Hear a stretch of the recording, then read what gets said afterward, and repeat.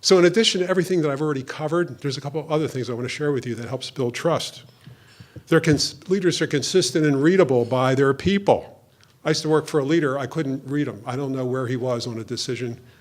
And that didn't help me in making my decision because I didn't know if I was consistent with what he wanted to do.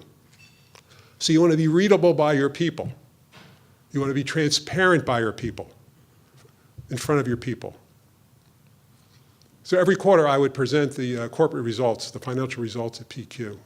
And we'd have maybe 100 people in the conference room, and I would be broadcast into Europe. And the guys in Asia would see the broadcast the next day because they were asleep. But in the room, if I didn't tell the folks in the room the facts and about a business, I would lose their concentration. They wouldn't look at me. They would talk to their neighbor. They'd look at the ceiling. They'd look at their iPhone or their BlackBerry. And so when I talked about a business that wasn't doing well, I acknowledged it wasn't doing well. And this is what the management team of that business are doing. And I'd have them in the room and they get up and talk about it.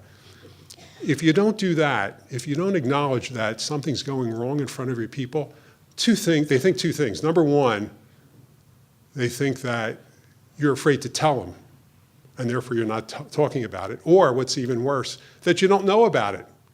So just tell them. They already know. Employees know everything about the operation of it, and just acknowledge it. And that way you build trust within the organization because you're being transparent with them. You always want to meet your commitments to others. I'm really high on that. It's very important. So if you make a commitment to somebody, you want to keep it.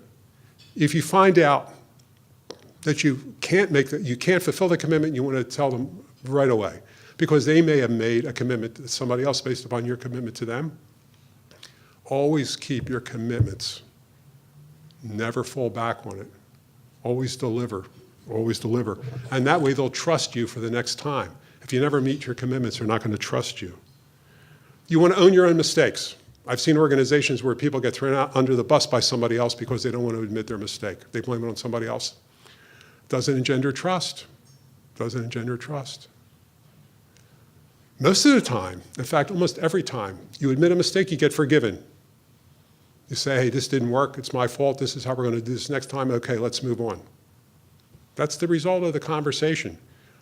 When you don't admit it, or you let somebody else take a fall for your mistake, you're never forgiven. You're never, ever, ever forgiven. People won't trust you. You want to be accessible and transparent with your people. We talked about transparency. You want to be accessible. As CEO, my door was always open. People would come in and talk. I would never tell them what to do because that violates the chain of command. I would walk around the building, meeting with people. Hey, how you doing? What are you working on? Never tell them what to do. Violates the chain of command.